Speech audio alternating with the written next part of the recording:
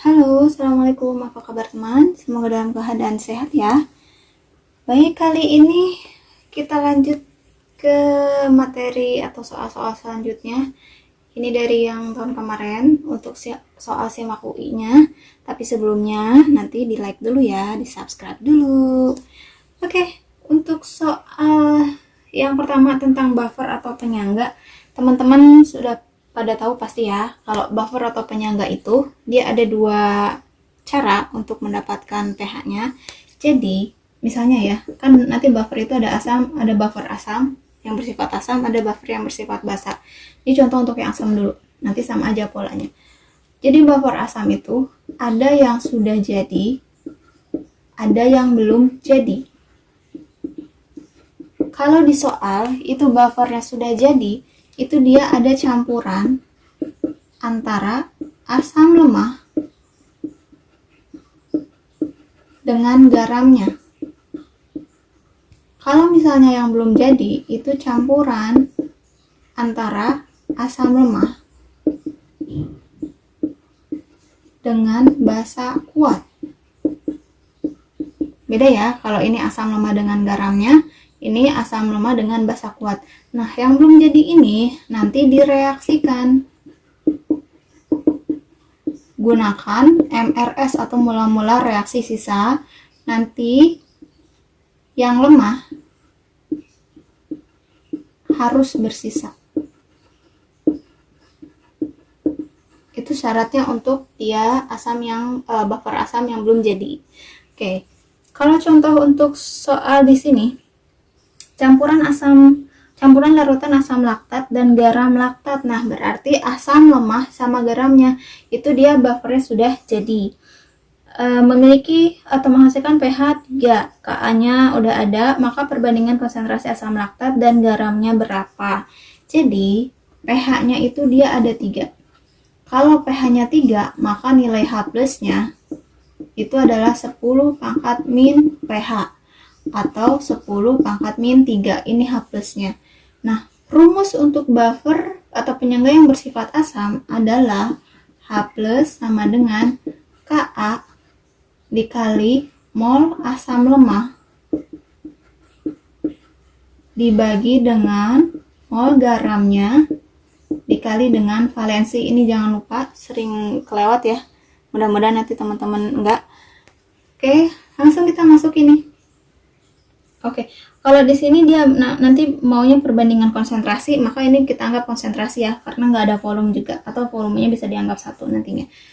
Nah, si H plusnya itu 10 pangkat minus 3, 10 pangkat minus 3, Ka-nya udah ada di soal 10 pangkat minus 4. Ini misalkan kita simbolkan dengan X aja ya, biar gampang. Ini X per Y atau asam lemahnya per garamnya. Atau kalau di sini asam laktat per garam laktat. Di sini kita bisa eliminasi. Ini coret, ini berarti sisa minus 1. Berarti nanti kita pindah ruaskan, berarti 1 per 10 pangkat min 1 sama dengan X per Y. Atau X per Y-nya itu adalah 10 per 1 atau perbandingannya jadinya 10 banding 1 gitu ya teman-teman. Bisa nanti membedakan antara buffer yang sudah jadi atau yang belum jadi. Untuk basanya nanti sama aja, berarti kalau basa yang sudah jadi itu campuran antara basa lemah sama garamnya, yang belum jadi itu campuran antara basa lemah sama asam kuat. Direaksikan, yang harus sisa si basa lemahnya kalau dia bersifat basa. Soal selanjutnya masih tentang buffer atau penyangga, tapi di sini dia buffer atau penyangganya yang diganggu atau ditambahin sesuatu. Kita lihat soalnya. Suatu larutan buffer dibuat dengan mencampurkan 30 ml HC3H5O2 0,1 m. Ka-nya udah ada dengan 44 ml NaC3H5O2 0,1 m. Nah, jika ke dalam sistem ditambahkan 10 ml HCl 0,1 m, jadi nanti dia ditambahkan 10 ml HCl 0,1 m. Tentukan rasio perbandingan HC3H5O2 dengan C3H5O2- atau asam berbanding garamnya atau konjugatnya. Oke. Jadi, kalau misalnya di sini kita harus tahu dulu nih, dia sifatnya apa, dia sifatnya apa, dia sifatnya apa. Nanti kita reaksikan. Sekarang kalau misalkan lihat yang ini sifatnya apa? HC3H5O2. Berarti dia asam ya. Dia bersifat asam. Kemudian ini dia NaC3H5O2, dia garam, tapi garamnya dia bersifat basa karena yang kuatnya adalah basa kuat si Na ini dari NaOH. Jadi dia garam bersifat basa. Sementara si HCl dia bersifat asam. Maka ketika dia ditambahkan asam HCl, si HCl ini akan bereaksi sama siapa? Pasti akan bereaksi sama basanya. Kan tidak mungkin HCl yang bersifat asam dia akan bereaksi sama asam lagi, gitu ya. Jadi si HCl dia akan bereaksi sama si basa atau garam basanya ini.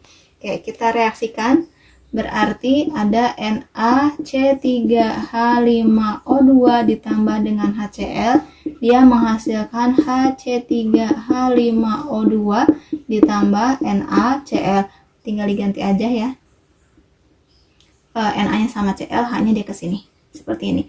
Jangan lupa disetarakan, tapi untuk kali ini dia udah setara.